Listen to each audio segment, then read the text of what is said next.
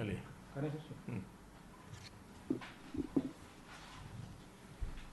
Honorable Chief Minister, respected Health Minister, Honorable Education Minister, who are joining through VC, respected Member Parliament Karnal, Mr. Puneet Ranjan, Global CEO Deloitte, respected Chief Secretary, Principal Secretary to CM, Mr. Uma Shankar, ACS Health, Mr. Rajiv Arora, Dr. Amit Agarwal, Mr. Venkat, CEO India, Deloitte, Mr. Romal, Country Head Consultancy, Deloitte, Vice Chancellor PGIMS, Mr. Kalra, Mr. Nishant Yadav and his team, Dr. Reddy, President, Public Health Foundation of India, Dr. Dhruv and friends. It is my absolute pleasure and privilege to welcome you for the inauguration of the Karnal model of supervised home care, a model pilot conducted in Karnal district and appropriately named Sanjeevani Pariyojana, that is life-saving project. Sir, there is a background to this project, sir. Honorable CM had deputed senior officers from Chandigarh to each district to ensure efficient and effective COVID management. I was assigned Karnal district. This was about a month back. The surge of second wave was at its peak, with positivity rate exceeding 25% on a large sample size of 50,000 or 60,000. There was tremendous pressure on hospital beds, oxygen ICU beds, and Honorable CM himself, along with his team in the CM office, was personally ensuring the supply of oxygen to each and every bed, each and every hospital, each and every district. And while this entire firefighting and this management was going on, Haryana was ranked among the top performing states in terms of statistics, in terms of fatality ratio, or in terms of case positivity ratio. But while this was going on, we analyzed and we realized that about 6 to 7% of the total number of COVID positive patients are in hospitals, the rest were in homes. And they were confused with multiple medical advice in a state of panic and fear, anxiety and uncertainty. And it was considered desirable that we must have a supervised home care system which is strong, robust and resilient. And that is when we conceived and planned the Sanjeevani Pariyojana. And Dr. Dhruv Singh from PGIMS mentioned to me that Mr. Puneet Ranjan, who is a son of the soil from Haryana, Global Deloitte CEO, he was also contemplating to strengthen home care system in his home state. And I contacted him and I requested Honorable CM to give his permission and blessings to start the model pilot in Karnal district, and the project was born. And I and Puneet, we clicked from the word go, not only because there was an alignment of thoughts about supervised home care system, but also because we are fellow Rohtakis. We presented a plan to Mr. Puneet and his entire team in USA and India over video conference, and I still remember him saying that what you are saying is music to my ears. Next slide, Nishant. The integrated and comprehensive plan, end-to-end care up to intermediate health care for the home care patients was instantly approved for funding, and the cost of the project was about 5 crores, sir. And initially we thought that the delivery and implementation will take about 4 to 6 weeks. And we agreed to the collaborative venture, which is a unique PPP model, that is public-private participation. I would say PPP with a difference, because here the private partner is not for profit but for philanthropy. So it is a PPP with a difference. Next slide, please. Sir, in fact, on the 10th of May, we formally agreed, and there were 7 pillars of the program. Sir, there were 3 main objectives of the supervised home care. Number 1 was to reduce pressure on the tertiary care system. Second was end-to-end home care for the isolated home patient, which were about 94% on an average throughout the state, and which had 7 pillars, in fact 6. One is teleconsultation, that is by the MBBS pre-final and final year student duly trained. So in fact, on the same day, Honorable PM had also said that we must augment our resources by taking the MBBS students also in the teleconsultation. And I think we are probably one of the first state to start it. Then the medical kits, home care kits to be given to each patient, field hospitals at CHC level. Honorable CM had desired that the healthcare system should be decentralized and the field hospital should be fully equipped with oxygen concentrators or oxygen facility. Then lab tests, so that lab tests could be conducted. The 5th and 6th day in COVID management is most critical, and that is when we thought that even the lab tests can be done right at home. So a mobile sampling team will go and conduct lab tests. So for that also we have to make arrangements. Advanced life support ambulance systems, sir, for each CHC, so that if critical care patient from home care have to be shifted to field hospital or intermediate health care, then ambulance should be in a state of readiness, so they have to be arranged. Then an integrated command and control center has been created, which basically tracks the resources, inventory, that is oxygen availability in terms of the patient data and the complete inventory of resources in the district. So these were the 6 pillars. In fact, there was an instructional video on IEC material which has been designed by our public relations department, Dr. Amit Agarwal, and their team of Deloitte. And the third objective was to cater to the not only COVID third wave post-COVID, but also take care of general community health program. So right from the word go, when me and Puneet, we were discussing the program, sir, we thought the model has to be replicable, scalable and sustainable in the long run. So that was the most important component of the planning. Next slide, please. So sir, timeline of the project, just to give a brief idea, sir. जैसे मैंने आपको बताया sir, ये 10 मई को तो formally we agreed on a presentation and there was complete alignment of thought because both Puneet and our team thought that supervised home care has to be made strong and end-to-end solution, integrated solution has to be provided. और sir हमने जो execution करके आपसे we are proud and happy to share कि आज we are getting the inauguration done through Honorable Chief Minister, and this is within 2 weeks of initial approval against the initial estimation of 4 to 6 weeks. Sir, probably this is one of the fastest execution since planning, conception of the project and finally implementation. And the credit goes to the brilliant execution team on the ground, both sides, from Deloitte. Of course, Puneet Ranjan led from the front, and with Mr. Romal Shetty and his entire team, and Nishant Yadav, our young, bright and dynamic officer, Deputy Commissioner. And next slide, please.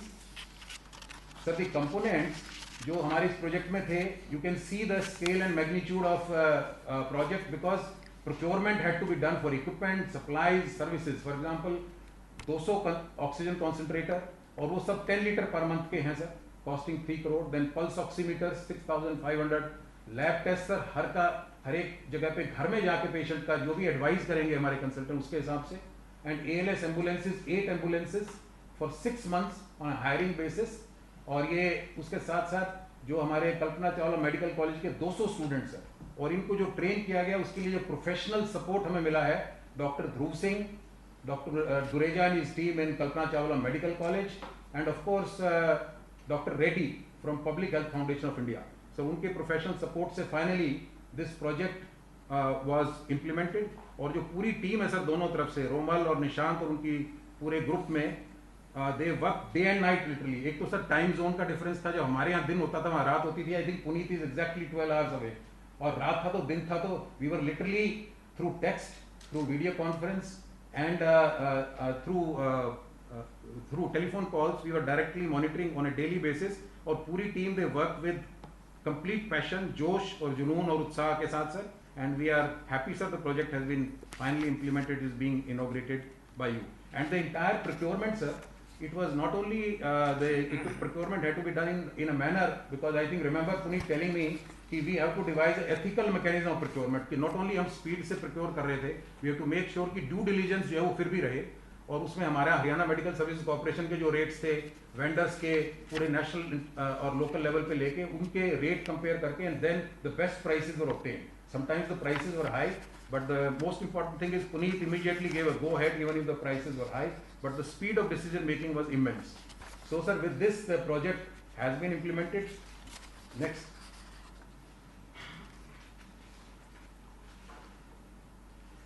Now sir, before I invite Mr. Puneet Ranjan, Global CEO of the Deloitte, a brief introduction about him.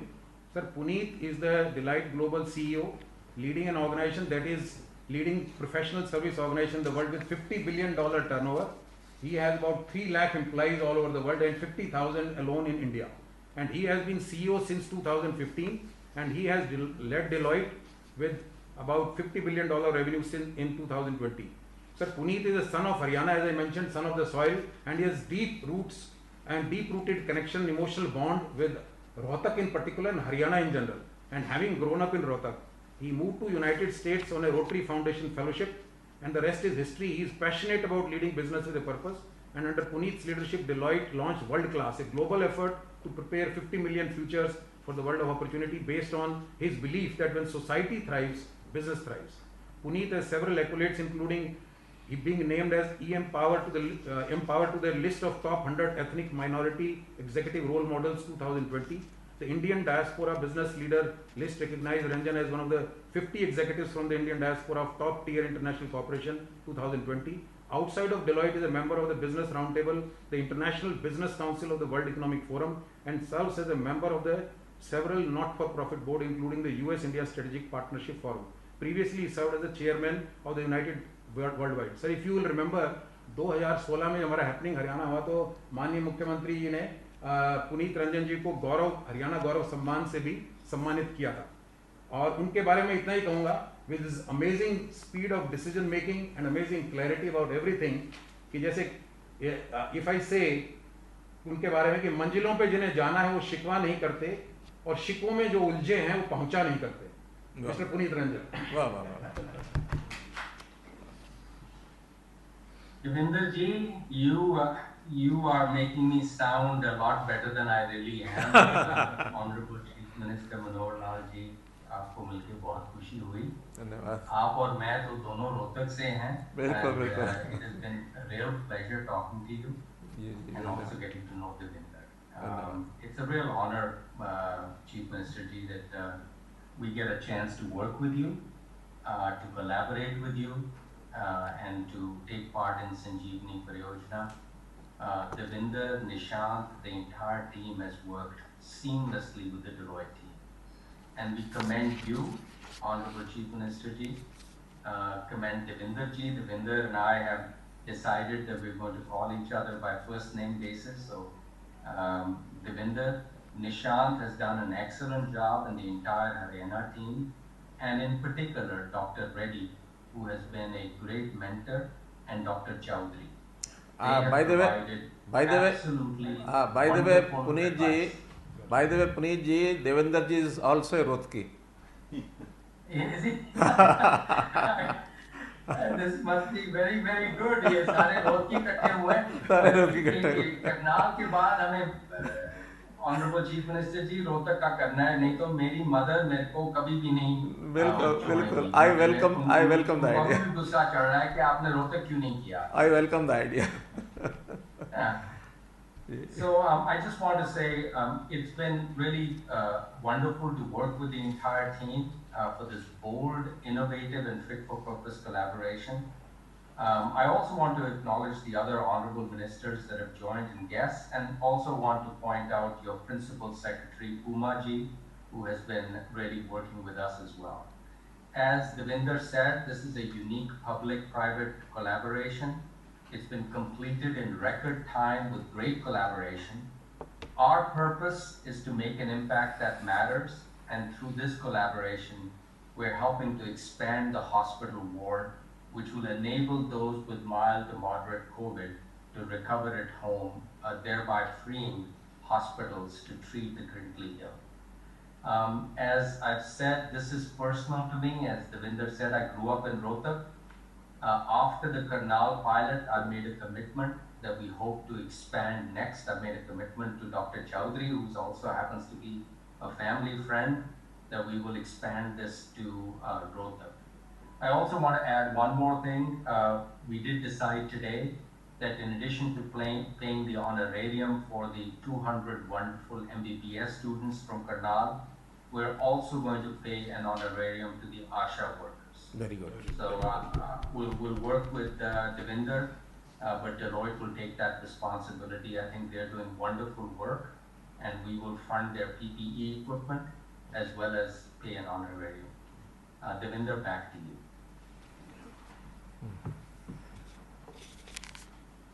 Thank you very much, Puneet, for this wonderful introductory speech. And now I would request our real heroes, the persons on the ground, like our field marshals, Romal Shetty from Deloitte, and Mr. Nishant Yadav, our young, bright, dynamic Deputy Commissioner. Regarding Romal, I'll briefly, sir, mention Romal Shetty is the President Consulting at Deloitte India, where he leads a team of over 3,000 professionals. He has over 20 years of experience in advisory services across large-scale programs covering business and technology domain, and he has worked in over 30 plus countries. Romal's key focus area are financial and operational turnaround, customer experience, product innovation, and Romal is a chartered accountant by qualification and is a member of Deloitte India's leadership team. And Nishant, of course, needs no introduction. Everybody knows, sir. They both have, sir, worked together day and night, burnt the midnight oil. So, sir, a brief presentation now over to Nishant for a presentation about the actual ground implementation of the project. Thank you. नमस्कार sir. Sir, जो हमारी ये संजीवनी परियोजना है, इसके कुल 6 घटक हैं, 6 कंपोनेंट्स हैं। एक एक करके मैं हर एक कंपोनेंट के बारे में आपको बताना चाहूँगा। जो सबसे पहला कंपोनेंट है इसका टेली कंसल्टेशन है सर, जिसके अंदर 200 MBBS students of Kalpana Chawla medical college have been dropped in हर एक स्टूडेंट को 25 पेशेंट्स हमने अलॉट किए हैं, जो इनको दिन में 2 बार सुबह और शाम पेशेंट्स को कॉल करके उनका हालचाल पूछते हैं और उनके पैरामीटर्स लेते हैं, जैसे कि ऑक्सीजन सैचुरेशन, उनका तापमान कितना है, कोमोर्बिडिटी है या नहीं है, कफ है, कोल्ड है, सारी डिटेल्स वो फिल इन करते हैं। सर, हम डेलोइट के सहयोग से हर एक MBBS स्टूडेंट को 5,000 रुपए हर महीने का ऑनरेरियम भी दे रहे हैं सर। और ये जो स्टूडेंट्स उन पेशेंट्स को कॉल करते हैं, उसके बेसिस पे छटनी करते हैं उन पेशेंट्स की जिनकी सिचुएशन या जिनकी वाइटल्स हैं वो बिगड़ रही है और उनको हॉस्पिटलाइजेशन की जरूरत है। सर, ये प्रोजेक्ट जो कॉल टेली कंसल्टेशन प्रोजेक्ट है, ये लगभग हमें शुरू किए हुए 10 से 12 दिन हो गए हैं और इस दौरान 5786 पेशेंट्स इन 200 स्टूडेंट्स को अलॉट किए गए थे और इन्होंने उनको 34,000 से अधिक कॉल्स टोटल की है और 11 पेशेंट्स इन्होंने ऐसे आइडेंटिफाई किए जिनकी कंडीशन घर पे थे लेकिन उनकी कंडीशन डिटेरियोरेट हो रही थी, तो उनको हमने फिर हॉस्पिटल में शिफ्ट कराया है। इस पूरे प्रयास के टेली कंसल्टेशन कंपोनेंट के पीछे हमारा प्रयास ये है सर कि कोई भी लेट डिस्कवरी ना हो, अर्ली डिटेक्ट करके जल्दी हम जितना जल्दी अस्पताल पहुंचा सकें ताकि ह्यूमन लाइफ को बचाया जा सके। इसके लिए सर हमने जो 200 स्टूडेंट्स हैं इनको ट्रेनिंग दी थी कि क्या क्या किस तरीके से इनको कार्रवाई करनी है, किस तरीके से डिटेल्स पूछनी है और उसके बाद कल्पना चावला मेडिकल कॉलेज के क्लासरूम से भी और अपने घर से भी ये स्टूडेंट्स कॉल करते हैं और हमने उनको एक स्प्रेडशीट दे रखी है जिसमें वो डेटा फिल इन करते हैं। इन फोटोग्राफ्स के साथ साथ हम एक वीडियो भी सर आपको इस पूरे कंपोनेंट के बारे में दिखाना चाहेंगे।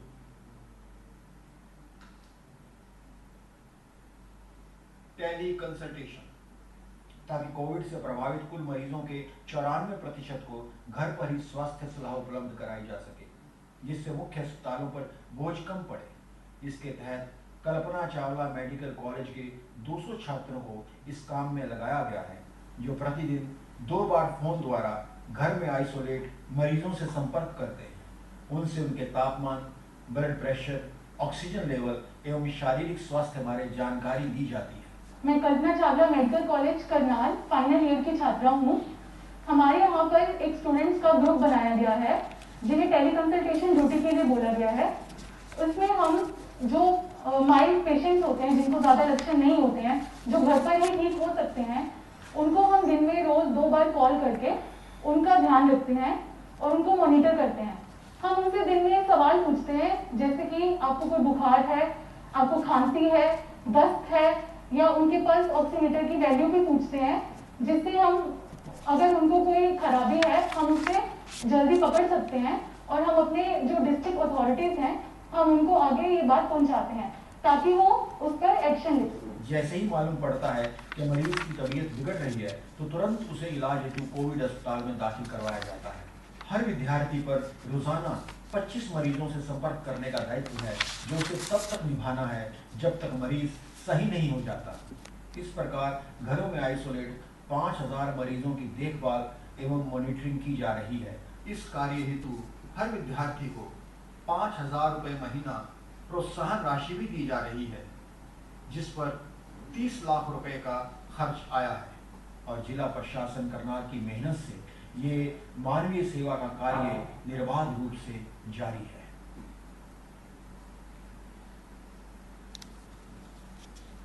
सर, इसमें जो अगला कंपोनेंट है, जो दूसरा घटक है इसका संजीवनी परियोजना का, वो होम केयर किट्स है।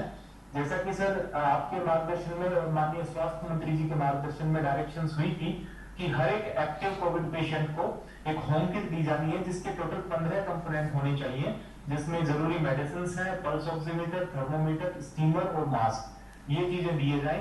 तो उसके तहत हमने total 6500 home care kits prepare की है और मैं आज बड़ा प्राउडली गर्व के साथ सर बता सकता हूँ कि करनाल में कोई भी ऐसा एक्टिव पेशेंट नहीं है जिसके पास ये होम केयर किट ना हो।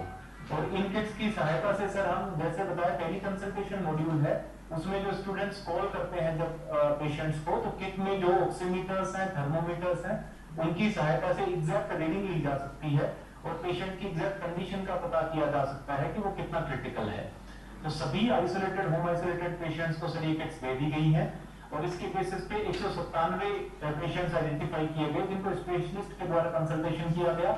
11 पेशेंट्स को उनके घर से ले जाकर के फील्ड हॉस्पिटल्स में ऑक्सीजन बेड में एडमिट कराया गया क्योंकि उनकी कंडीशन हमने इस किट के जरिए पता किया कि खराब है। और कुछ पेशेंट्स को मैं आगे जो इसका अगला घटक बताऊंगा, एक वो जो है लैब टेस्ट का है, तो उनको लैब टेस्ट भी रिकमेंड किए गए। सो इस प्रकार से सर ये जो होम केयर किट्स है ये काफी सहायक सिद्ध हो रही है पेशेंट्स के अर्ली डिटेक्शन में, ताकि उनकी कंडीशन ज्यादा खराब ना हो पाए। डोर टू डोर जाकर के हमारी जो टीम्स है पीएचसी के स्तर पे हमने टीमें बनाई है, जिले में जो टोटल 33 पीएचसी है उनके स्तर पे किट्स डिस्ट्रीब्यूट की जाती है आशा वर्कर्स और आंगनबाड़ी वर्कर्स और इनके द्वारा। एक वीडियो के जरिए अब हम इसके बारे में डिटेल में बताना चाहेंगे। Home isolation kit distribution. Home isolated मरीजों को घर पर ही बेहतर चिकित्सा सुविधाएं उपलब्ध करवाने के उद्देश्य से प्रशासन द्वारा करीब 5000 स्वास्थ्य किट सिविल सर्जन कार्यालय में तैयार करवाई गई है। प्रत्येक किट में 15 आइटम शामिल हैं, जिनमें एलोपैथिक व आयुर्वेदिक दवाइयों, mask, AAA battery, pulse oximeter, digital thermometer, steamer और एक बुकलेट डाली गई है। दवाइयों में पैरासीटामोल, विटामिन बी, ORS, अणु तेल, काढ़ा और गिलोयवटी दी गई है। होम आइसोलेटेड किटों के वितरण का कार्य 26 प्राथमिक स्वास्थ्य केंद्र व 7 शहरी डिस्पेंसरी के माध्यम से नोडल अधिकारी की देखरेख में किया जा रहा है।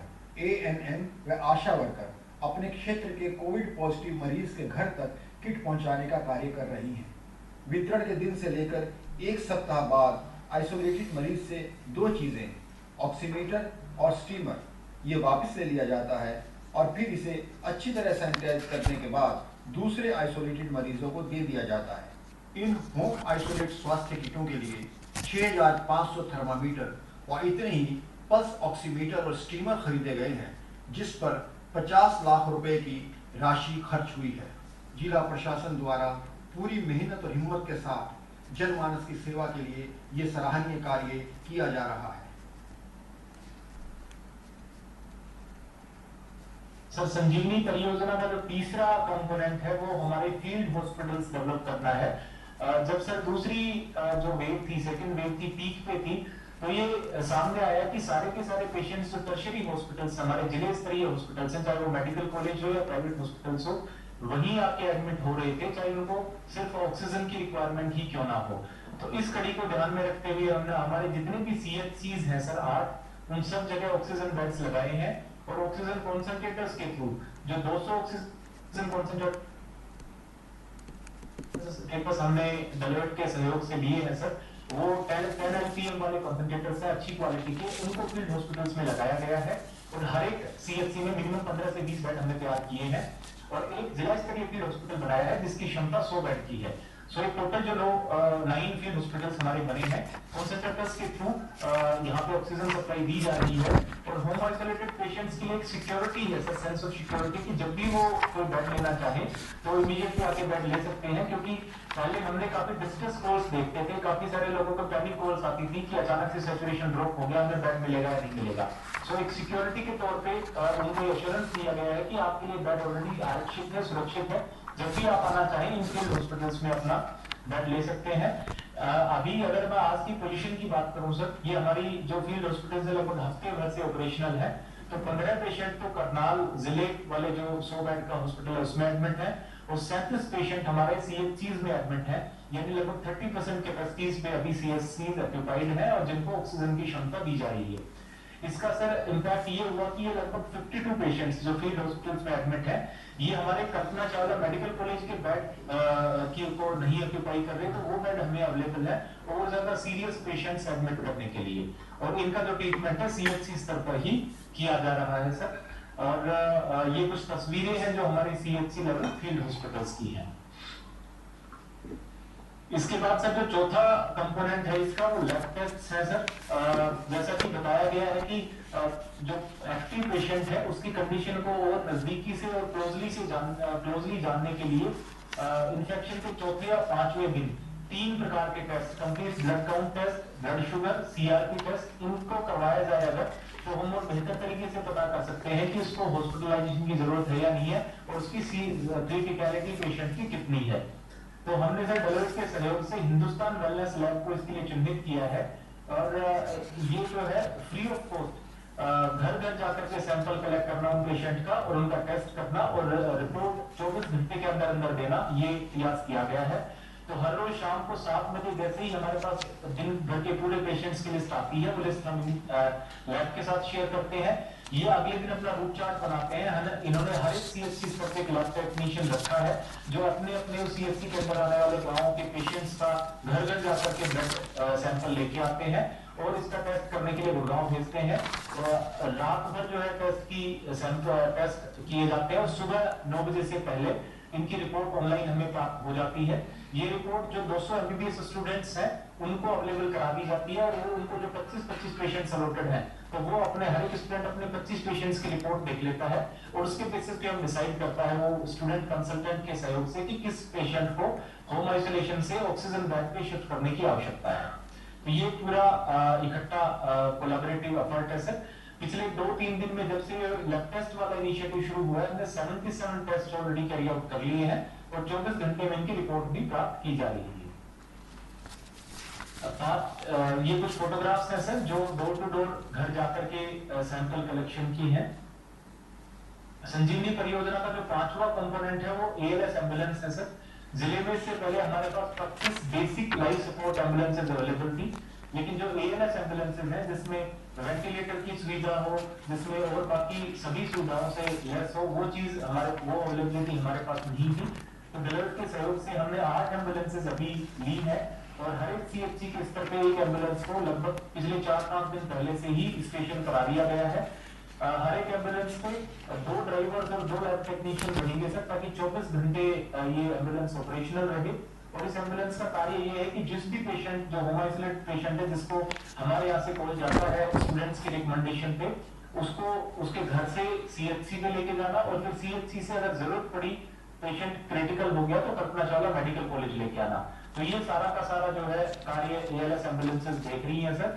और इसका इम्पैक्ट ये हुआ कि 5 ऐसे पेशेंट हमने पिछले 2 दिन में शिफ्ट किए हैं एम्बुलेंसेज में इमीडिएटली, जो अचानक से इनकी कंडीशन खराब होने की वजह से क्रिटिकल हो गए थे और इस प्रकार से उनकी जो है जान जाने से हमने बचाई है सर।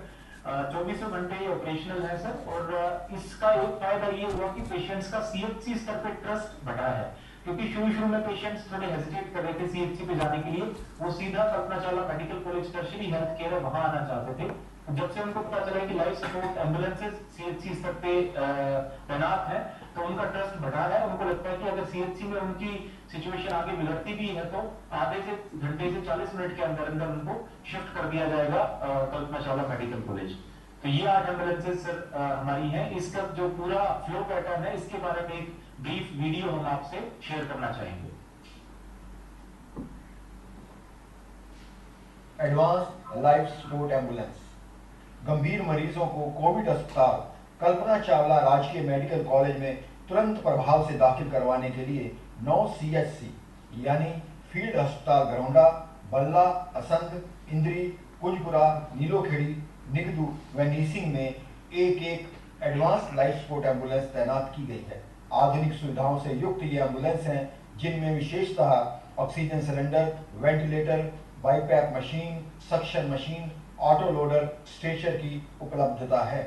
इनमें प्रशिक्षित स्टाफ तैनात किया गया है ताकि मरीजों को रास्ते में किसी प्रकार की दिक्कत का सामना न करना पड़े। अब इस सुविधा के शुरू होने से दूर दराज क्षेत्र से आने वाले मरीजों को KCGMC व जिला मुख्यालय पर स्थित सरकारी अस्पताल में जल्द पहुंचाया जा रहा है और गंभीर मरीजों के जीवन को बचाया जा रहा है। कोविड मरीजों को एम्बुलेंस सुविधा देने के लिए प्रशासन द्वारा कई एम्बुलेंस किराए पर ली गई हैं, जिसके लिए लगभग 1 करोड़ रुपया खर्च किया गया है। जिला प्रशासन का ये पूरा प्रयास है कि सुविधाओं की कमी के कारण कोई एक भी कोविड का मरीज अपनी जान से हाथ न धोने पाए। उसके लिए जिला प्रशासन बहुत मुस्तैदी से कार्य कर रहा है।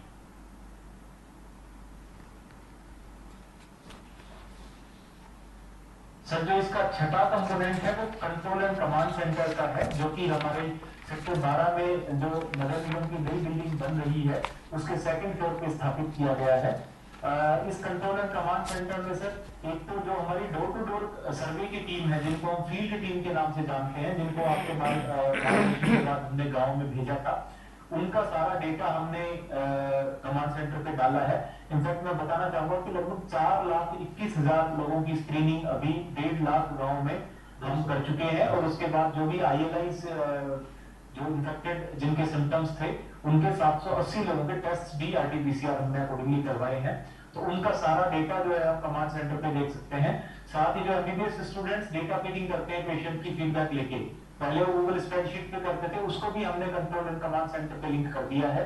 यहाँ पे 24 घंटे ऑपरेटर्स और बाकी लोगों की ड्यूटीज लगी हैं ताकि प्रॉपरली हम हॉस्पिटल बेड मैनेजमेंट कर पाए। सो जैसे ही कोई सूचना आती है कि CHC लेवल से किसी को रेफर किया गया यहाँ के लिए, तो ऑलरेडी हम यहाँ जितने भी हमारे 20 अधिकृत प्राइवेट हॉस्पिटल्स हैं जो कोविड ट्रीटमेंट करते हैं, और कल्पना चावला मेडिकल कॉलेज, इन 21 हॉस्पिटल्स में हम ऑलरेडी बेड रिजर्व करके रखते हैं, ताकि जैसे ही CHC से पेशेंट यहाँ पे पहुंचे तो उसको वेट ना करना पड़े और सीधा उसको या तो ऑक्सीजन बेड की रिक्वायरमेंट हो तो वो, या ICU बेड की रिक्वायरमेंट हो वो उसको इमीडिएटली मिल जाए। सो इससे हमें सर ये मदद मिली कि सारा का सारा, चाहे वो ऑक्सीजन का अलॉटमेंट हो या ऑक्सीजन का स्टेटस हो हॉस्पिटल्स में या बेड अलॉटमेंट हो, सारा हम एक सिंगल विंडो पे देख सकते हैं। ये कुछ फोटोग्राफ्स हैं sir integrated control and command centre की, जो मैं आपसे शेयर करना चाहूंगा, जिनके थ्रू हम ये सारी मॉनिटरिंग कर रहे हैं। इसका 7वां कंपोनेंट है sir extend the ward playbook. इसके लिए मैं डिलीवरी टीम से रोहन जी को इनवाइट करना चाहूंगा कि वो इसके बारे में डिटेल में बताएं।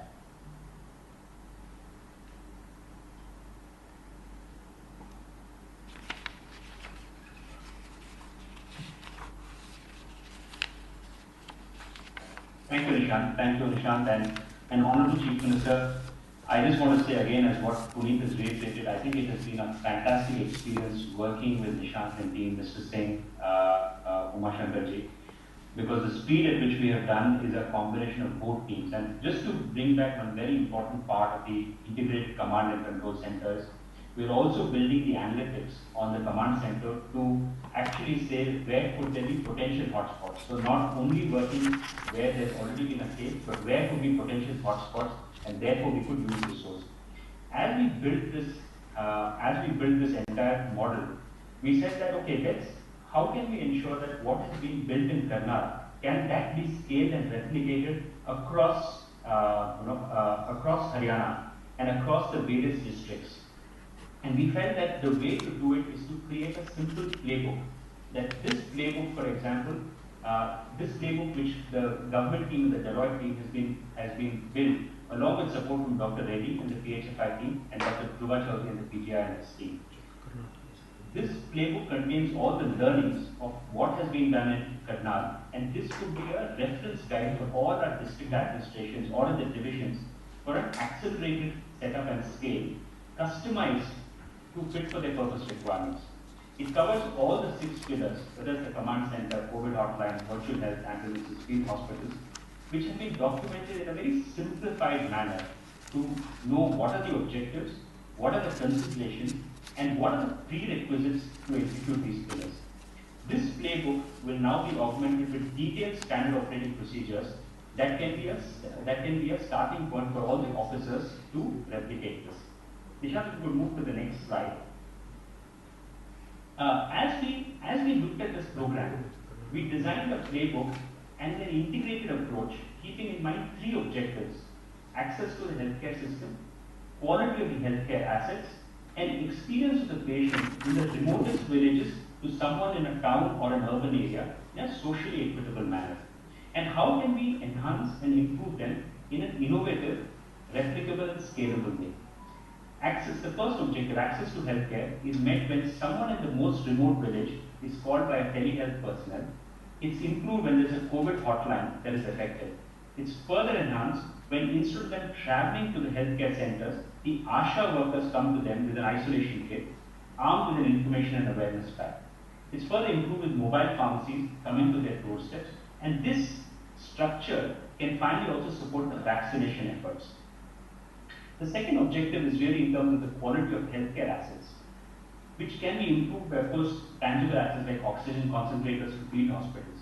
But the quality of assets improves when home isolation kits are equipped fully with things like pulse oximeters and thermometers and actually delivered to patients in their houses, especially in the villages where education or access to information may be limited. Quality can also be improved by reducing the burden on doctors so that they spend time with the patients who need intensive consultation. And quality is improved when we have field hospitals that are equipped with the right amount of concentrators and medical equipment. And finally, the overall patient experience is going to be enhanced when whatever limited resources are brought together by the Integrated Command and Control Center can be mapped to the patient needs. So such a center can collect the data, take tactical decisions to ensure that scarce resources like doctors, bed, oxygen are distributed equitably. When efforts are made to increase the awareness and when telehealth teams constantly check on patients and when they have equipment to check on the health, it all ensures that the ultimate citizen, maybe in the remotest of villages, is taken care of by the government. Therefore, this program and playbook has been designed to look at all the 6 components: the command center, the COVID hotline, telehealth teams, mobile assets like ambulances and pharmacies, fixed assets of field hospitals, and the awareness campaign in a holistic manner and provide healthcare equitably to all citizens. And most importantly, this whole playbook is designed on the patient life cycle. So we're making the patient at the center of everything and linking back to all the 6 components. Back to you, Mr. Singh. Thank you, Nishant, and thank you, Romil. Sir, now I would request you to formally inaugurate the project.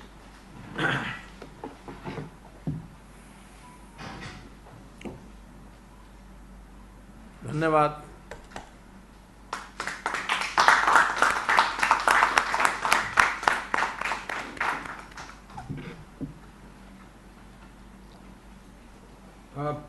Can we have the video please, sir? इसमें एक पूरे project पे एक video बनाइए सिर्फ 2 minute की पूरे project को डिपिक्ट करने के लिए, तो please bring in the video.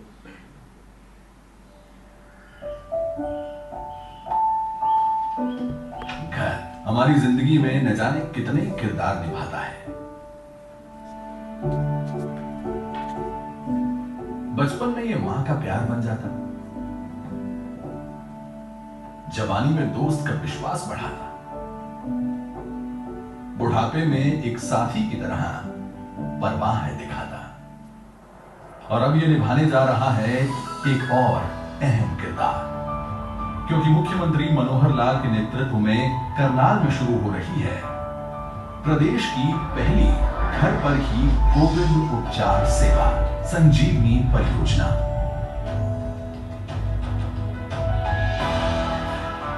मात्र 3 हफ्तों में तैयार ये योजना बेहद यूनिक है. इसका डिजाइन और कार्यान्वयन किया है टीम डेलॉइट एवं हरियाणा से जुड़े डेलॉइट के ग्लोबल सीईओ पुनीत रंजन ने, और इसकी प्रेरणा है हरियाणा सरकार की कोविड उपचार प्रतिबद्ध सरकार नीति. लेकिन इसे खास बनाता है मरीजों, डॉक्टर्स और सेवाओं के बीच का एक सुपरवाइज्ड होम केयर नेटवर्क, जिसमें शामिल है 200 मेडिकल छात्र, आशा कार्यकर्ता और एक केंद्रीय कमांड एंड कंट्रोल सेंटर. ये सभी लगातार मरीजों से संपर्क में रहेंगे और उनकी रिपोर्ट, खाना, दवाइयां और परामर्श हर छोटी बड़ी बात का ध्यान रखेंगे. पर इतना काफी नहीं. हरियाणा के हर एक घर तक पहुंचे संजीवनी इसके लिए विशाल स्तर पर तैयारियां की जा रही हैं।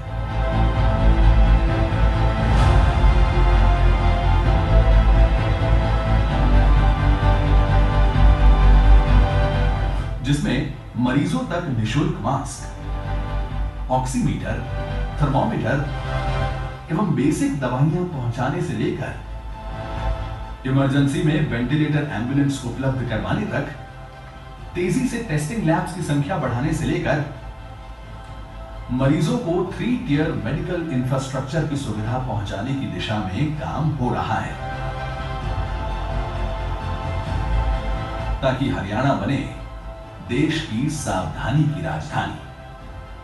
माननीय मुख्यमंत्री मनोहर लाल के नेतृत्व में हरियाणा में विस्तार का विश्वास लिए आज से करनाल में शुरू संजीवनी परियोजना, स्वस्थ करनाल बनेगा मिसाल।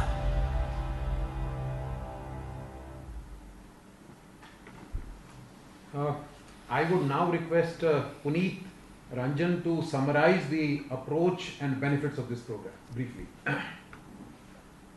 Well, I think Nishant and Roman did an excellent job. Nishant has worked tirelessly, as has Roman.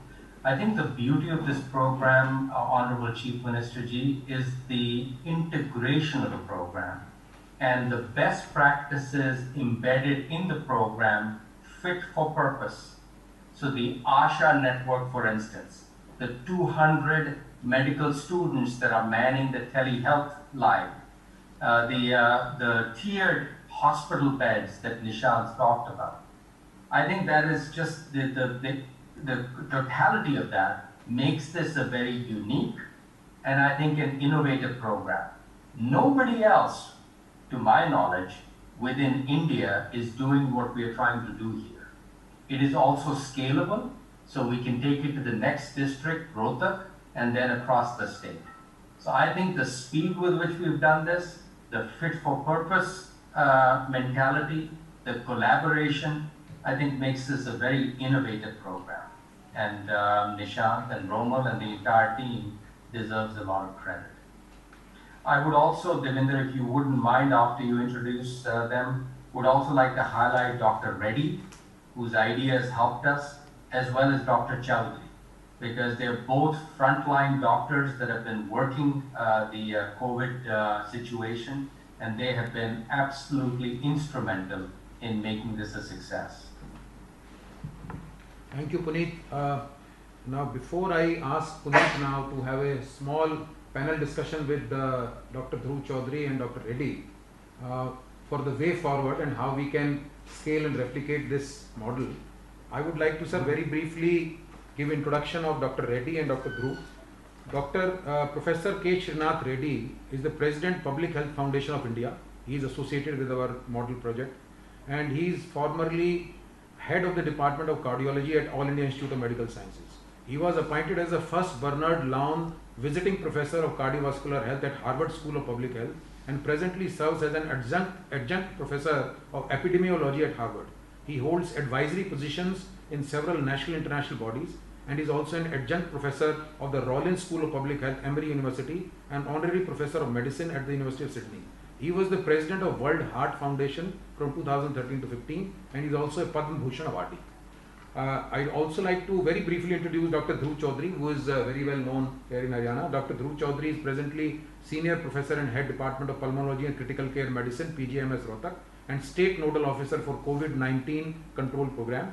Dr. Dhruv Chaudhary was awarded the prestigious Commonwealth Academic Staff Fellowship in Pulmonology 2009. He is also recipient of Hansraj Nair Memorial Award of ISCM for Best Researcher.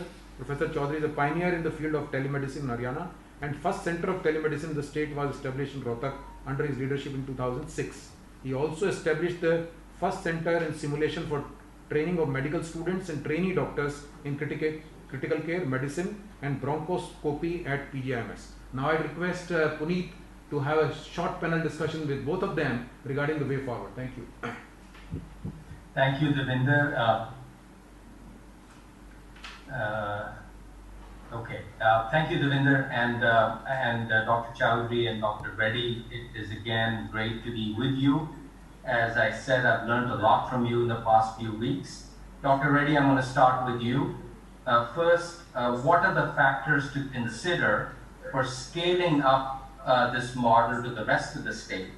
And then secondarily, how can this model be applied in the larger public health context in the state of Haryana? Thank you, Puneetji. First of all, I think this model has all the elements needed for an efficient and equitable healthcare system.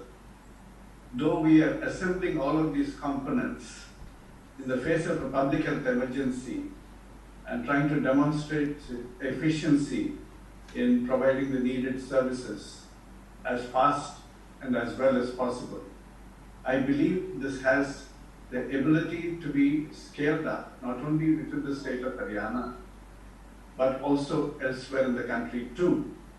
And most importantly, it can actually provide an efficient and equitable health system in the steady state, even when there is no public health emergency. For a long time, we have not paid attention to our primary health care systems and not connected them well enough to advanced care systems. This particular model, by taking care to the home or close to home, by providing intermediate care centers, by connecting them to efficient and reliable emergency transport to advanced care centers when needed, by providing technology as a nervous system of the entire health system in order to gather data for decentralized decision making, as well as supervisory and supportive monitoring at higher levels of the district and the state capital level, and also ensuring that even we are bringing in medical students for an immersion experience, even in their formative period of their careers, in order to understand what the needs of healthcare are and delivering them with a regular engagement. And then, of course, using the frontline health workers as well as the community resources to build in that community connect as well. All of these are absolutely important elements that can actually go into the making of a very strong health system which will withstand any future public health emergencies, as well as serve all the needs of comprehensive primary health care, which is going to be also connected health care and compassionate health care as we build the health systems of the future. And that's where Ayushman Bharat also can start flowering in reality by using all of these components fully. And Mr. Devendra Singh has mentioned that this is a PPP with a difference. I would agree.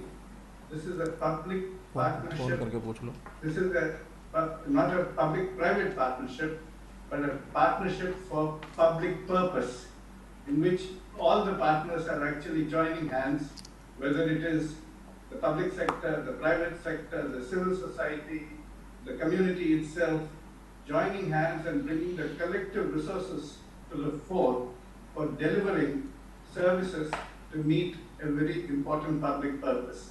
And that itself can be a great model for the future as we create the health systems for Haryana and for the country. I would completely agree.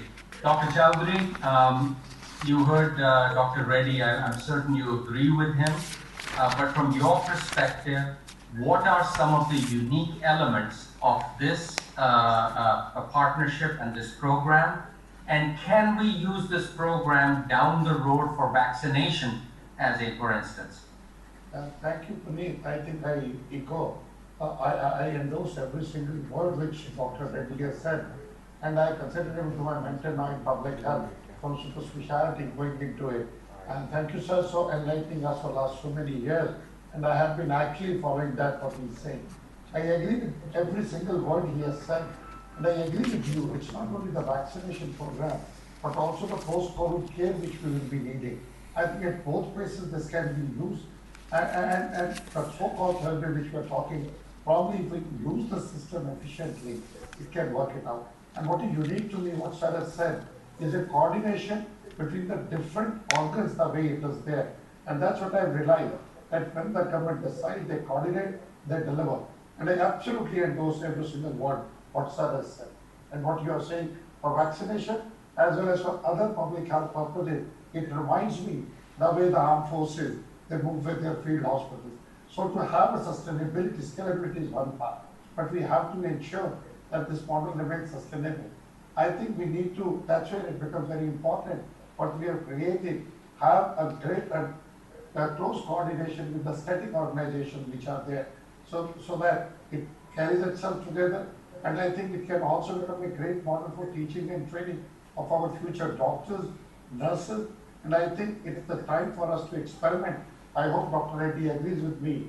Now gradually from the doctors we start shifting to the nurse-based care or a community health worker care, which will be more sustainable, which will be more deliverable, and which will be more community-based. I agree. Devinder, before I turn it back to you, Honorable Chief Minister, one of the things about moving to Rohtak, my mother lives there, so I promised her that we will do the next pilot in Rohtak. But the other reason is, as I've talked to Dr. Chowdhury, this gives us an opportunity to try it in another district and see quickly if the model works or not. I mean, were we just lucky that we had Nishant and we had Devinder and others? But I think this will be a test to see if the model works when we try it in another district. So that's where we're going next. Thank you, Puneet. Now at this stage, I will request Honorable Member of Parliament Shri Sanjay Bhatia जी, जो करनाल के लोकप्रिय member of parliament है और हमारे इस corona की लड़ाई में करनाल जिले में खास तौर पे डिप्टी कमिश्नर और पूरी टीम के साथ और हमारे साथ लगातार जुड़े हुए हैं और उन्होंने अपने पर्सनल फंड से MP लैड से भी 50 लाख कंट्रीब्यूट भी किया है, जो long term health care plan Karnal के लिए हमें बनाई है. तो I would now request honourable member of parliament Shri Sanjay Bhatia to say few words. धन्यवाद देवेंद्र सिंह जी. रिस्पेक्टेड CM साहब, होम मिनिस्टर साहब, एजुकेशन मिनिस्टर और specially Puneet Ranjan ji, global CEO of Deloitte, मैं आपका धन्यवाद करना चाहता हूं कि आपने हरियाणा को चूज किया और हरियाणा में सबसे पहले करनाल कॉन्स्टिट्यूंसी को, मेरी पार्लियामेंट कॉन्स्टिट्यूंसी को चूज किया. अभी बार बार रोहतक की बात आ रही थी. मेरा ये मानना है ग्रेट पीपल्स को रिस्ट्रिक्ट नहीं किया जा सकता बाउंड्रीज तक. और आप भी अच्छे इंसान हैं और हमारे मुख्यमंत्री जी का मैं अपने मुंह से कहना भी मुझे थोड़ा सा वो लगता है कि सब लोग इनको राजनीति का संत कहते हैं, ए सेंट इन पॉलिटिक्स. एक संत है राजनीति में और अपोजिशन के लीडर्स तो अकेले देखो पॉलिटिकल रीजन से क्रिटिसाइज कर सकते हैं लेकिन अपनी व्यक्तिगत बातचीत में बोलते हैं. क्योंकि आपके मदर भी, मैं चाहता हूं कि ये रिकॉर्डिंग जरूर देखें, वो आपको बता देंगे इस बात का मतलब. रोहतक वाली लैंग्वेज में बोलता हूं. डॉक्टर ध्रुव चौधरी भी आपको बता सकते हैं कि पर्सनल लैंग्वेज में वो ये बोलते हैं कि यू खट्टर मानस बहुत बढ़िया है. ये अपनी लैंग्वेज में बोल रहे हैं. एक अच्छे इंसान है, आपको बताएंगे बाद में. तो आपने इसको चूज किया, उसके लिए थैंक्स. और एक बात और कहना चाहूंगा पुनीत जी, इस प्रोजेक्ट की ब्यूटी इसका अमाउंट नहीं है जो आप 5 CR यहाँ पर खर्च कर रहे हैं, ये नहीं है. इसकी ब्यूटी डॉक्टर रेड्डी और डॉक्टर ध्रुव चौधरी ने आपको बताया. इसकी ब्यूटी आप एज ए फैमिली मेंबर, एक जो कोरोना पॉजिटिव पेशेंट है उसको एज ए फैमिली का बड़ा कुछ अपने बच्चों के लिए या अपने पेरेंट्स के लिए करता है. इस प्रोजेक्ट में वो भाव है, इसके लिए आपको मैं सल्यूट करता हूं और पूरी एंटायर टीम को. और करनाल के लिए भी मैं आपको एक टच दे सकता हूं. कल्पना चावला हमारे करनाल की बेटी, उसने US के लिए सर्व किया और आप ये समझ सकते हैं कि आपने शुरुआत पायलट प्रोजेक्ट की करनाल से की और अभी आप चर्चा कर रहे थे कि पूरे हरियाणा में इस प्रोजेक्ट को लेकर जाना. मैं कहता हूं कि ये रोल मॉडल बनेगा पूरी कंट्री का. जब हमारे कंट्री के हमारे प्रधानमंत्री नरेंद्र मोदी जी तक ये बात पहुंचेगी, 100% इसको लागू वो पूरी कंट्री में करेंगे, मेरा विश्वास है. और दूसरी बात मैं कहना चाहूंगा, जिस तरह से लैब टेस्ट के बाद डॉक्टर ध्रुव चौधरी और डॉक्टर रेड्डी अच्छे से बता सकते हैं कि इसके साथ अगर आप CT स्कैन को भी जोड़ दें इस प्रोजेक्ट के साथ, क्योंकि इन्फेक्शन का लेवल CT से पता चलता है. अगर ब्लड टेस्ट रिपोर्ट में आता तो मेरा एक सुझाव है, और पोस्ट कोविड के लिए भी ध्रुव चौधरी जी ने बोला वो अच्छा है, वैक्सीनेशन के लिए भी बोला बहुत अच्छा है. ये सारा इसके साथ जुड़े और हरियाणा सरकार पैसा खर्च करने में कभी भी पीछे नहीं है, ये मैं जानता हूं. इस समय में जब पूरे वर्ल्ड की इकोनॉमी हिल गई पुनीत जी, उस समय में भी हरियाणा का रेवेन्यू माननीय मुख्यमंत्री जी ने बढ़ाकर दिखाया है, ये पूरी कंट्री में एक एग्जाम्पल है, सब इसको कोट करते हैं। और मैं आपका धन्यवाद, केवल मैं ही नहीं, मेरी लोकसभा के इस डिस्ट्रिक्ट करनाल के अंदर 5 विधायक हैं, MLA members of legislative assembly, उसमें से 3 मेरे साथ बैठे हैं, राम कुमार कश्यप जी, हरविंदर कल्याण जी और धर्मपाल गोंदर जी, और जो चौथे हैं वो आज इस प्रोग्राम का उन्होंने इनॉग्रेट करा, माननीय मनोहर लाल जी जो भी सीएम है, वो भी इस एमएलए है यहाँ के करनाल के।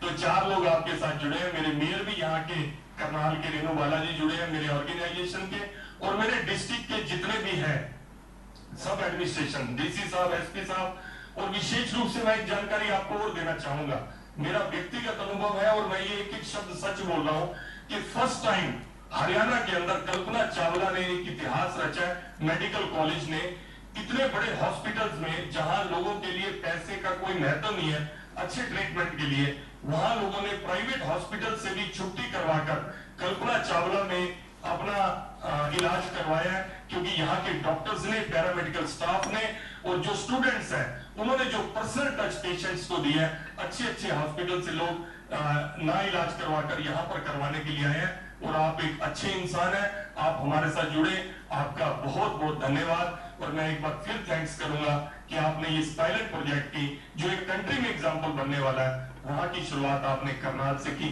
धन्यवाद। Thank you, Shri Sanjay Bhatia ji, Member Parliament from Karnal.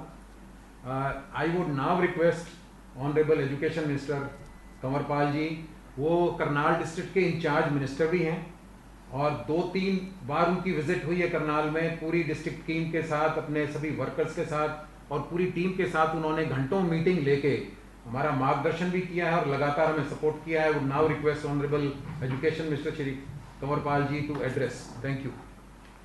धन्यवाद मित्र सिंह जी।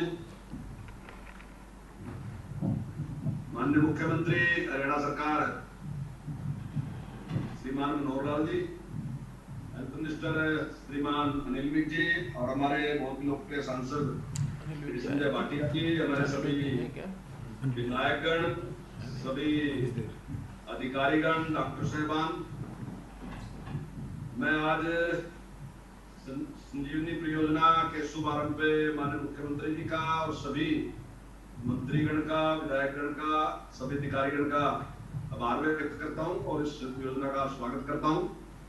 माननीय मुख्यमंत्री जी के नेतृत्व में और हमारे हेल्थ मिनिस्टर जी के मार्गदर्शन में और सभी हमारे अधिकारियों के प्रयास से जिस प्रकार से कोविड-19 को कंट्रोल किया गया है वो काबिले तारीफ है, बहुत अच्छा प्रयास है। और हालांकि हमारे यहाँ और दूसरे प्रदेश के बहुत बड़ी संख्या में पेशेंट है, विशेष करके दिल्ली से बहुत बड़ी संख्या में पेशेंट जो है वो हरियाणा में आए, लेकिन उसके बावजूद भी आज हमारी स्थिति इतनी अच्छी है कि हमारे पास हर टाइप के जो बेड्स हैं वो सरप्लस हैं। यहाँ के आईसीयू के भी बेड हमारे पास और वेंटिलेटर वाले जो बेड हैं वो भी हमारे पास आज की तरीके में सरप्लस हैं। तो ये बहुत ही अच्छा प्रयास माननीय मुख्यमंत्री जी का रहा है और जिस प्रकार की परियोजनाएं माननीय मुख्यमंत्री जी ने दी है, चाहे होम आइसोलेशन की बात है, चाहे जैसे अभी कल्पना चावला हॉस्पिटल जो है, कल्पना चावला जो कॉलेज है उसमें, मेडिकल कॉलेज जो है उसमें जिस प्रकार की एक परियोजना आपने दी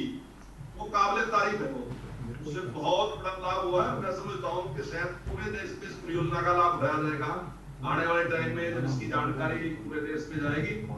और बहुत ही अच्छा प्रयास माननीय मुख्यमंत्री जी का रहा है और मैं इस सारे काम में श्रीमान संजय भाटिया जी का भी बहुत आभारी हूँ और मैं उनकी प्रशंसा करना चाहूंगा कि जिस प्रकार से उन्होंने पूरा टाइम लगाकर इस सारे इस विपत्ति काल में लोगों की मदद की। और इसके साथ ही जो एनजीओ, काफी हमारे यहाँ 17 हॉस्पिटल हैं और 17 के 17 हॉस्पिटल में हमने जब बैठक की थी तो एक एनजीओ की ड्यूटी लगाई और उसने अपने साथ 3-3 लोग जोड़ दिए और उसके कारण से मैं बहुत बड़ा लाभ जो है करनाल में काम करने मिला। मैं उन सब का भी आभार व्यक्त करता हूँ और मैं विशेष करके जो ये डिलॉयट कंपनी है इनका भी आभार व्यक्त करता हूँ कि जिस प्रकार से इन्हें मानवता का परिचय दिया चाहे ऑक्सीजन एक्सीलरेटर की बात है, चाहे एम्बुलेंस की बात है, जिस प्रकार से इतना धन खर्च करके उन्हें मिली है, तो उसके लिए भी हम इनका आभार व्यक्त करते हैं। मैं माननीय मुख्यमंत्री जी का और सभी का बहुत बहुत धन्यवाद, बहुत बहुत शुक्रिया, धन्यवाद। Thank you very much, sir. Education Minister Shri Kumar Pal ji. Now, for some reasons, I think Health Minister was supposed to join. Now, he is not able to join. अब मैं, before I invite Honorable Chief Minister to give his speech, I would like to say just two things. एक कहावत है, या सुकून से जी लो या जुनून से जी लो। तो हमारे चीफ मिनिस्टर से हमें प्रेरणा ये मिलती है कि जुनून से किस तरह से जिया जाता है। From early morning till midnight he works and चेहरे पे कोई शिकन नहीं, with the same energy enthusiasm, और वो हमारे सब के लिए is a great source of inspiration for all of us. और उनके बारे में अगर मैं ये कहूँ तो कोई अतिशयोक्ति नहीं होगी। हर रह गुजर पर शम्मा जलाना है मेरा काम, हवा के तेवर क्या हैं ये मैं देखता ही नहीं। Honourable chief minister Shri Manohar Lal Khattar.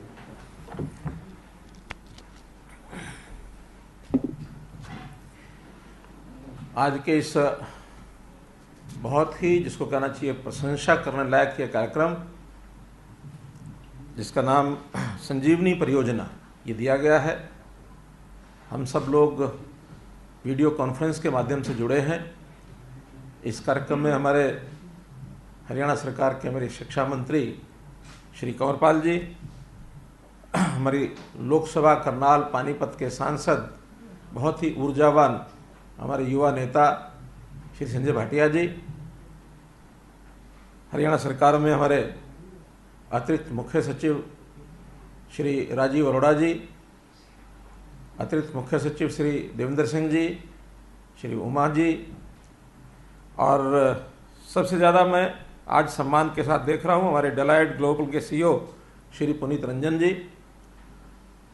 Puneet Ranjan जी का परिचय तो हमारा जब इन्वेस्टर समिट हमने किया था गुड़गांव, उस समय हुआ था, लेकिन बहुत निकट से उस समय भी जानने का मौका नहीं मिला था।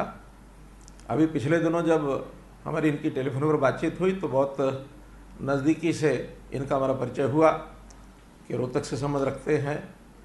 और केवल इतना ही नहीं, तो हम दोनों कॉलेज मेट्स भी रहे हैं।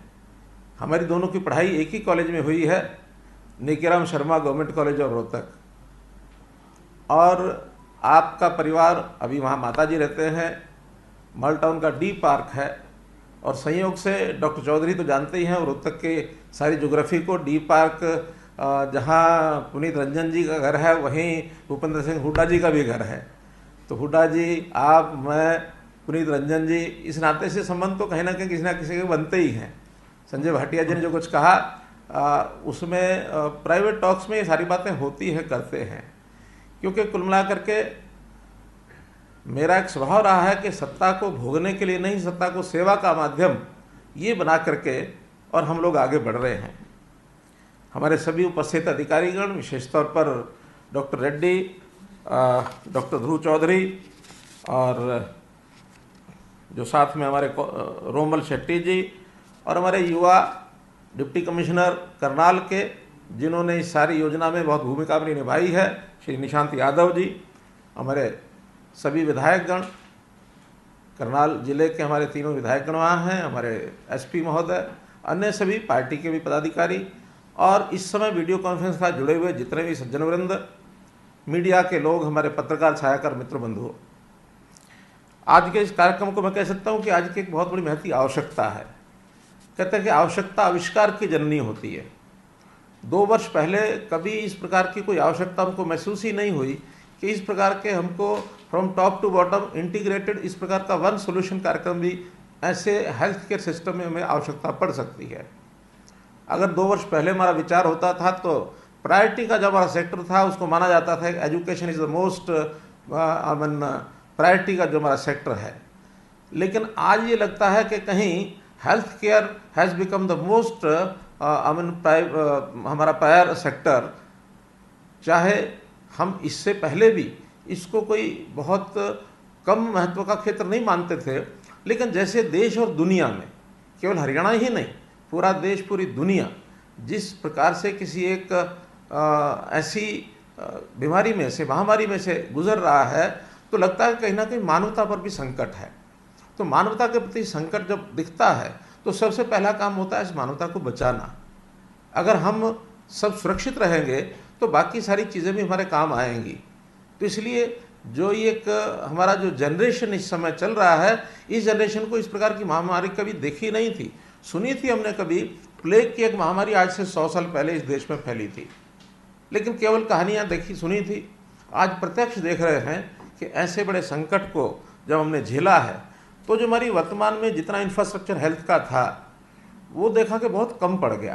पहली वेव ये आई थी पिछले वर्ष, और वो ठीक मार्च में ही वो शुरू हुई थी, और in the month of October November उसका जो पीक आया था, अगर मैं हरियाणा की बात करूं तो वो पीक भी शायद प्रतिदिन का मैक्सिमम 3100 कोविड पॉजिटिव और मेंबर्स, कोविड पॉजिटिव जो मरीज़ हैं वो हमको देखने को मिले थे। और कुल मिलाकर जो एक्टिव पेशेंट्स भी कितने रहे होंगे, 30-32 हज़ार, 22,000। हाँ, तुम्हारे राजीव जी पीक पर 22,000, तो हमारे राजीव अरोड़ा जी हैं, ठीक कर रहे हैं इस बात को। और अब जो हमने देखा विद इन 2 मंथ्स, ठीक मार्च में ही ये फिर शुरू हुआ था, और in the month of May, हम 10-11 मई को जब बैठे थे तो ये हमारा पीक पहुंच गया था 1,16,000 एक्टिव पेशेंट्स, और डेली के जो हमारे पेशेंट्स हैं वो भी शायद क्या 15,000, 16,000, हाँ 15-16,000 क्रॉस कर गए थे। तो जिसको कहना चाहिए 5 टाइम्स ये बड़ा एक इम्पैक्ट इसका महामारी का देखने को मिला। और आज हमारे सामने चैलेंजेस और भी हैं। एक चैलेंज है कि जो पोस्ट कोविड इफेक्ट्स हैं वो भी एक चैलेंज है। एक चैलेंज है थर्ड वेव, ये भी एक चैलेंज जो बताया जा रहा है। मैं कहता हूँ, आशा करता हूँ कि थर्ड वेव ना आए, लेकिन हमेशा कहता हूँ कि hope for the best but be prepared for the worst also.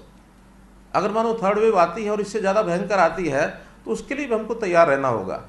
आज इस कोविड-19 के सारे सिस्टम को, इसमें से लोगों को बाहर निकालना, जिसके लिए आज ये कार्यक्रम जो सारा किया गया है, जिसको मैं कहता हूँ, जिसको संजीवनी परियोजना, एक इंटीग्रेटेड एक programme from top to bottom, एक बहुत अच्छा प्रोग्राम बनाया गया है। हालांकि सारे काम पहले से हो रहे हैं, लेकिन इन फ्रेगमेंट्स ये सारा हम कर रहे हैं। हमारे पास बेड्स की कमी नहीं है, लगभग 20,000 बेड्स तो हमारे ऑक्सीजन के बेड्स, चाहे उसमें वेंटिलेटर्स और ICUs पहले से हैं, और उसमें आज पर्याप्त खाली भी हैं। और साथ ही जो कोविड सेंटर्स, जो कोविड के सेंटर्स हैं, उसमें भी अतिरिक्त 30,000 बेड्स ये हमने उपलब्ध करा रखे हैं लोगों को। अभी गांव के अंदर भी आइसोलेशन सेंटर्स में अलग से 30,000 बेड्स की व्यवस्था की गई है। फिर हमने ऑक्सीजन का संकट एक आया था, उसमें से भी पार पा लिया। ऑक्सीजन का संकट, हमने उसकी राशनिंग भी की, लेकिन धीरे धीरे सारे देश में प्रयत्न करने के बाद ऑक्सीजन का हमने बहुत दूर दूर से अपने यहाँ यानी इंपोर्ट करने का भी काम किया। हरियाणा में ऑक्सीजन बनती है, फिर भी जो हरियाणा और उत्तरी भारत के राज्य थे उसमें ऑक्सीजन पूरी नहीं होती थी। हमने उसको जामनगर से मंगवाया, हमने उसको उड़ीसा से मंगवाया, जितने हमारे सेंटर्स हैं, रुड़की है, भिवाड़ी है, ऐसे सब सेंटर्स से ऑक्सीजन ला करके हमारी आवश्यकता तो भले 400 मीट्रिक टन से ज़्यादा हो गई थी, लेकिन हमने अपना 300 मीट्रिक टन के अंदर अंदर उसका राशनिंग करके उसका काम चलाया। आज पोजीशन ठीक अच्छी है। बाद में हमको बहुत बड़ी सपोर्ट आप जैसे लोगों से, जो कॉर्पोरेट जगत के जितने लोग हैं, उसमें CSR के माध्यम से हमको बहुत सी चीज़ें मिली। ऑक्सीजन कंसनट्रेटर हमको मिले, ऑक्सीजन प्रोडक्शन के हमको PSCs मिले हैं, हमको वेंटिलेटर्स हमको मिले हैं, हमको बहुत सी चीज़ें ऐसी, दवाइयाँ बहुत मिली हैं। तो ये सारी चीज़ें हमको बाहर से मिली हैं, और उस सबके माध्यम से मैं कह सकता हूँ मैंने अपनी आज की पोजीशन को तो कवर किया है, लेकिन आगे भी इसको रोकना है, चेन ब्रेक करनी है। चेन ब्रेक करने के लिए ये जो नया कार्यक्रम आज दिया गया फ्रॉम टॉप टू बॉटम, जिसमें एक प्रकार से ऑनलाइन डॉक्टर्स, खास करके स्टूडेंट्स को हमने उपयोग जो किया है, इसमें 200 स्टूडेंट्स लगातार ये ऑनलाइन संपर्क करेंगे, लोगों से जानकारियाँ लेंगे, और फिर उनके ऊपर जो सुपरवाइज़र लगेंगे, वो सुपरवाइज़र जो डॉक्टर्स हैं उनको गाइडेंस देंगे, उनको कंसल्टेंसी देंगे कि कौन सी दवाई करनी है, उनके टेस्ट कराने हैं, टेस्ट करा करके उनको लेके आना। एम्बुलेंसेज, इसका भी हमने विचार किया, तो एम्बुलेंसेज का भी एक अच्छा स्ट्रक्चर बनाया गया है। हमारे यहाँ एम्बुलेंसेज वैसे बहुत ज़्यादा नहीं थी, लेकिन काम चलाने के लिए पर्याप्त थी। फिर भी हमको जो सपोर्ट मिली, कई विभागों ने सपोर्ट किया, यानी रोडवेज ने भी, हरियाणा रोडवेज ने कहा कि हमारे पास जितनी AC बसेस खड़ी हैं या जितनी हमारी मिनी बसेस है, उनको आप एम्बुलेंसेस बना करके उपयोग करिए। 110 हरियाणा रोडवेज की जो मिनी बसेस है उनको कन्वर्ट किया एम्बुलेंसेज में। 25 हमारी AC बसेस हैं, AC बसेस को 6-6 बेड्स लगा करके एक हॉस्पिटल का रूप दिया गया कि और कुछ नहीं तो 150 बेड्स इसमें हम लगाएंगे। ऑक्सीजन का जब संकट आया तो इसमें एक विचार और बना कि हम लोग जहां ऑक्सीजन हमें यानी प्राप्त होती है गैसियस फॉर्म, क्योंकि लिक्विड ऑक्सीजन तो हम ट्रांसपोर्ट करके कहीं भी ले जा सकते हैं, लेकिन गैसियस फॉर्म की जो ऑक्सीजन है दैट कांट बी ट्रांसपोर्टेड। तो इसलिए क्यों नहीं कहते प्यासे के पास कुएं के लो जाओ। इसलिए हम अपने पेशेंट्स को वहाँ जो गैसियस फॉर्म की ऑक्सीजन है वहीं पर हॉस्पिटल बनाएं। तो 2 हॉस्पिटल हमने फर्स्ट टाइम इन इंडिया ये बनाए गए हैं कि एक पानीपत में, एक हिसार में, जहाँ गैसियस ऑक्सीजन उपलब्ध है, पर्याप्त है। हमने 500 बेड के हॉस्पिटल्स वहाँ बनाए। तो मेरा कहने का मतलब है कि इन चीज़ों को आगे बढ़ाने के लिए और हमने काम किए, बहुत प्रयास किए, लेकिन आज आवश्यकता ये है कि इस चीज़ को कैसे क्योंकि वायरस ऐसी चीज़ है जिसको जड़ से ना ख़त्म किया जाए तो कब ये उभर करके वापस आ जाएगा। और जब एक बार आगे बढ़ना शुरू करता तो इट मल्टीप्लाइज यानी ज्योमेट्रिकली, तो ये बहुत जल्दी मल्टीप्लाई करता है। मल्टीप्लाई करता तो किस प्रकार का प्रभाव कितना पड़ेगा उसको हमको रोकना होगा। तो हम अब घर घर में, शहरों में तो हमारी व्यवस्थाएं, हॉस्पिटल वगैरह सारे पर्याप्त हमने बताए। गांव में भी हमारे जितने CHCs, community health centres, primary health centres, ये बने हुए थे, लेकिन इतने ज़्यादा इफेक्टिव नहीं थे कि हम हर चीज़ को कंट्रोल कर सकते। अब धीरे धीरे गाँव में फैलना शुरू हुआ। अब कोविड गाँव में जब फैलना शुरू हुआ तभी विचार आया कि हमको बिल्कुल नीचे डाउन लेवल पर हर घर में जाकर के लोगों की टेस्टिंग करनी पड़ेगी। तब हमने 8000 टीमें, जिसमें आंगनवाड़ीज़ हैं, जिसमें आशा वर्कर्स हैं, जिसमें हमारे वॉलंटियर्स हैं, जिसके अंदर हमने एजुकेशन के कुछ लोग भी लगाए हैं जो खास करके साइंस ग्रेजुएट्स हैं, उनको थोड़ी ट्रेनिंग दे करके 8000 टीमें बनाई गई ताकि घर घर जा करके हर व्यक्ति का वो यानी प्रारंभिक जो जांच है वो करनी चाहिए। उसमें से अगर कोई लक्षण ऐसे सिम्टम्स होते हैं तो उनको आगे बढ़ाना चाहिए। आज मुझे खुशी है कि उनमें से यानी हमारे 6500 गाँव में से लगभग 5000 गाँव में हमारी टीमें पहुँच चुकी हैं और वहाँ हमने 1100 के आसपास आइसोलेशन सेंटर्स भी बनाए हैं। अभी लगभग 20 लाख परिवारों में हमारी टीमें जा चुकी हैं आउट ऑफ 60 लाख फैमिलीज, और 80 लाख लोगों को उनको टेस्ट किया जा चुका है। ये टीमें लगातार काम कर रही हैं, बहुत दूर नहीं, 15 मई से ही हमारा ये काम शुरू हुआ। आज हम 24 मई, 8-9 दिन के अंदर ये सारा यानी हमने काम किया।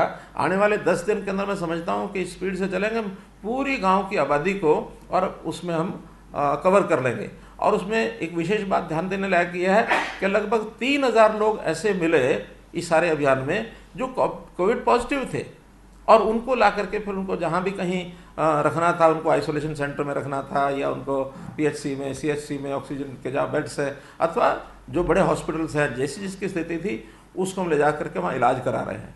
कल्पना करें कि अगर ये 3000 लोग हम ना ढूंढ पाते तो ये 3000 भी कई लोगों को प्रभावित करते और शायद कई हज़ार लोगों को और ही पॉजिटिव करते। तो रूट लेवल पर जा करके इनको ढूंढने का काम हम कर रहे हैं। होम आइसोलेशन, लगभग 90,000 लोग हमारे होम आइसोलेशन में कोविड पॉजिटिव रहे हैं, काफ़ी उसमें ठीक हो गए हैं। आज भी जो कोविड पॉजिटिव ऐसे होम आइसोलेशन में हैं उनको होम आइसोलेशन किट्स दे रहे हैं हम। किट्स के अंदर ऑक्सीमीटर है, थर्मामीटर है, दवाइयाँ हैं, और भाप लेने के लिए जो स्टीमर, तो ऐसे सारी चीज़ें हम घरों में पहुंचा रहे हैं। और इन सब कामों को करने के लिए हमको आज विश्वास है कि हम इस वेव के चेन को यहीं तोड़ेंगे। फिर भी तैयारी में, जैसे मैंने कहा कि अभी पोस्ट कोविड अफेक्ट्स, उसके अंदर एक अफेक्ट जो सबसे खतरनाक अब आगे उभर रहा है वो है ब्लैक फंगस।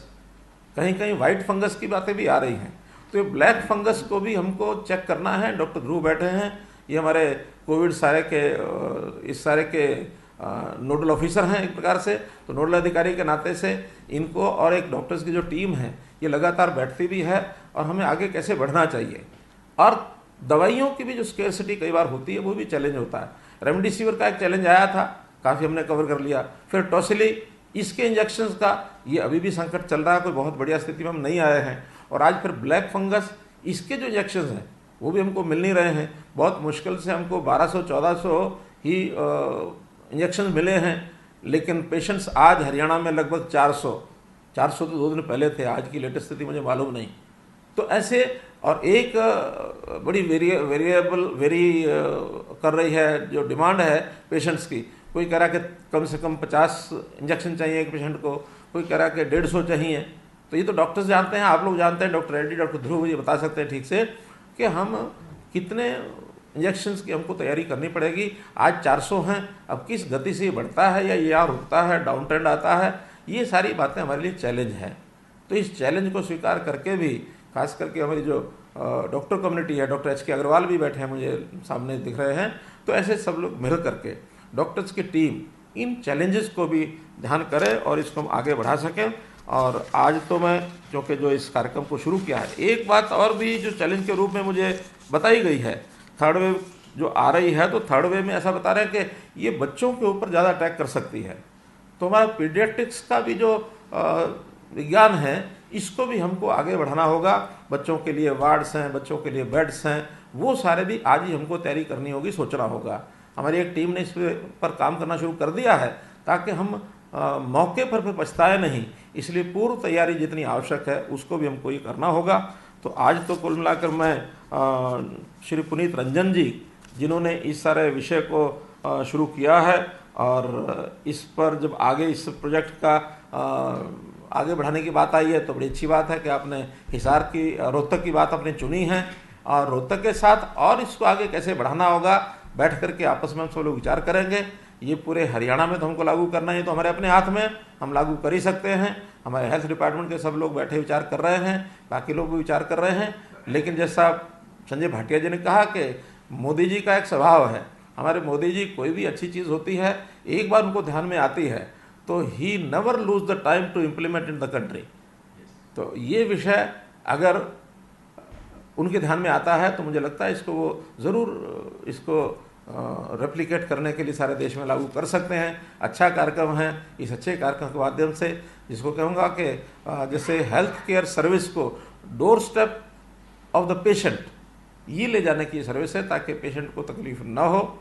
आपने इसमें सारा प्रोजेक्ट जो तैयार किया, ये जो संजीवनी, हमारा संजीवनी परियोजना, जिन लोगों का भी इसमें योगदान रहा है, जिनकी कल्पना रही है, जिन्होंने इसमें सहयोग किया है, ऐसे सब लोगों को, खास करके श्री पुनीत रंजन जी, फिर हमारे रोमल शेट्टी जी, निशांत यादव जी, देवेंद्र सिंह जी, जिन्होंने इस प्रयत्न को आगे बढ़ाया है और आज इसका जो उद्घाटन किया है, हमारे जो सेंटर है कमांड सेंटर, और उसके उद्घाटन के बाद एक कोऑर्डिनेटेड एफर्ट जो होगा, इससे लाभ मिलेगा और हम इस बीमारी महामारी में से बाहर निकलेंगे। तो इन्हीं शब्दों के साथ सबको बहुत बहुत शुभकामनाएं, बहुत बहुत धन्यवाद। Thank you very much, sir, for your inspiring address. In fact, Honorable Chief Minister is highly tech savvy, और in fact वो मेरे को पहले भी जब भी चर्चा की तो he was always wanting कि टेली कंसल्टेशन का जो फील्ड है उसको एक्सपैंड करके पेशेंट केयर के लिए इस्तेमाल किया जाए। तो we are happy and glad that in this experiment we could utilise the tele consultancy services for the benefit of the patient. Now before I propose a vote of thanks, sir मैं आपसे एक छोटी सी request करूंगा जो मैंने पहले भी की थी, and honourable CM had agreed कि सर जो टीम ने दिन रात मेहनत की है दोनों तरफ से, डेलॉयट और हमारी डिस्ट्रिक्ट की टीम ने, तो प्रोग्राम के खत्म होने के बाद 5 मिनट सर आपके साथ स्पेंड करना चाहेंगे और उनको एक एक टीम के मेंबर्स को इंट्रोड्यूस करेंगे, so that they will feel encouraged और उनकी हौसला अफजाई होगी। बिल्कुल। So I in terms of proposing a vote of thanks, first of all I would like to first and foremost like to thank Honorable Chief Minister for his vision, direction, for his blessings, total support all along, and he had given us complete freedom and free hand to implement this project in Karnal as a model. In fact, we feel all inspired, as I said, when we see him working from morning till night, and it's always a source of inspiration whenever we see him. और जैसे उनके बारे में फिर कहूँ मैं कि वहाँ तूफान भी हार जाते हैं जहाँ कश्तियाँ जिद पे होती हैं। तो हमारे ऑनरेबल चीफ मिनिस्टर जब काम कोई लेते हैं तो वो काम सिरे पे चढ़ने ही होता है। I would also like to thank Honorable Health Minister, who has always advocated and supported the home care model and to reduce pressure on the tertiary care. And he is the foremost COVID warrior. Like a general, he is leading from front, and he has also suffered corona and personal injury, and despite that, he is leading the battle. I would like to thank Honorable Education Minister, who is in charge of Karnal district and who guided us and supported us all through. I am thankful to Shri Sanjay Bhatia ji, who has personally donated, contributed and fully associated with the project. I would like to profusely and profoundly thank Mr. Puneet Ranjan for his extraordinary support and for his entire team and for his tremendous speed of decision making, absolute clarity of thought, total commitment, dedication and passion to contribute for the welfare of the health of the citizens of his home state in general and Rohtak in particular. So I would like to specially thank him. I would like to thank ACS Health, Shri Rajiv Arora ji, who is the most familiar face in our fight against Corona since first wave, and because of his relentless battle, he has been fighting this battle on all fronts like a general with his dedicated team of frontline workers. I think the state ranked among the top state in terms of performance against Corona, in terms of fatality rate, in terms of positivity rate and so on. So I would like to thank him for extending full support, wholehearted support. He, along with also Additional Chief Secretary Mr. Alok Nigam, who is from medical education, and for Kalpana Chawla Medical College and any other support which we needed.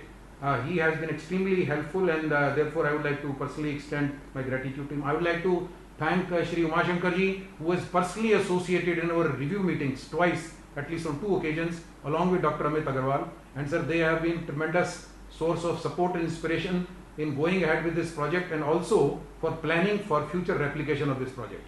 And so therefore I am especially thankful to them. Sir, I am thankful to the absolutely brilliant team of Romal Shetty and the COVID India team, and of course Nishant Yadav and his entire team. And we will introduce individually each one of them to Honorable Chief Minister as we conclude this program. I would like to also thank Dr. Dhruv Chaudhary, who in fact I would say who seeded this program, so to say, and he introduced me to Mr. Puneet Ranjan, and that is how this project was initially born. I would like to, and he has been a constant source of encouragement because he was the one who trained the initial batch of 200 students before they became the teleconsultant experts for dispensing this home care. I would like to thank Dr. Reddy, whose support and whose dedication, whose association with this project will go a long way, not only for success of this project, but also in terms of making this project successful throughout the state and maybe even across the country. I would also like to thank the entire team of Nishant Yadav especially, and his bright young team of Ayush, Neeraj Kadyan and Sandeep, and his SDMs, Additional Deputy Commissioner, CMO Dr. Yogesh, Mr. Dureja, Director Kalpana Chawla Medical College, and the entire team for working day and night to make this project successful. So in the end, I would like to once again say all who are connected with Link and media and all that. And I would like to thank the members of the media, especially print and electronic media, because they have been very appreciative of our efforts, and all along they have taken the message of this model and also the fight against COVID of the government of Haryana. All are in contact with Link far and wide, and on all the members of the media who today are linked to the YouTube link, which has been spearheaded by Dr. Amit Agarwal and Dhruv and his entire team, and I want to especially thank them because they are all connected in the live webcast or telecast of this program. और last में मैं sir इतना ही कहूँगा कि although we ourselves believe that what we are doing only is a drop in the ocean, लेकिन जैसे कहते हैं कि the ocean will be that much less with that missing drop. तो जैसे कहा जाता है कि माना कि सरजमी को गुलजार ना कर सके हम, कुछ खार यानी कांटे, कुछ खार तो कम कर गए गुजरे जहां से हम. Thank you very much. If I could just, Honorable Chief Minister, say one thing. The one other person that we have to thank is Devinder. He has worked tirelessly, and it's been just a real pleasure to get to know him.